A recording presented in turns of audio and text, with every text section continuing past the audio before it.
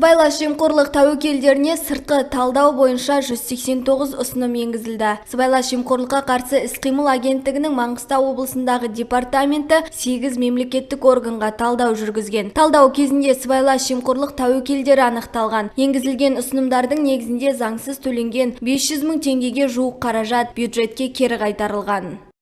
Нәтижесінде мемлекеттік органдарға сыбайлас жемқорлықтың туындау себептері мен жағдайларын жою жөнінде 189 ұсыным енгізілді. Оның қазіргі таңда 104-ті 52% орындалды.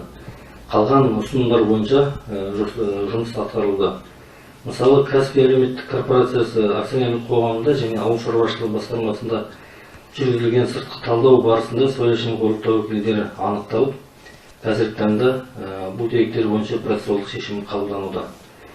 Сонымен бірге сыртқы талдаудың нәтижесінде енгізілген ұсынымдар бойынша бір заңды тұлғаға 900 мың теңге көлемінде, екі жеке тұлғаға 300 мың теңге көлемінде уәкілетті органдармен әкімшілік айыппұл салынды. Донос как эффективное средство борьбы с заразой нашего общества, хотя официально это называют сообщение о фактах коррупции, но не суть. За 9 месяцев в Мангыстау 6 человек получили порядка 1 миллиона тенге, подав сигналы в антикоррупционные подразделения. Благо для этого созданы все условия. Подать заявление или позвонить в центр по телефону доверия 1424. После информация будет проверена, мздоимец наказан, а сигнализатор отмечен денежным вознаграждением. И как отметили борцы со взяточниками, в настоящее время практика поощрения лиц, оказывающих содействие в борьбе с коррупцией в регионе, широко распространена.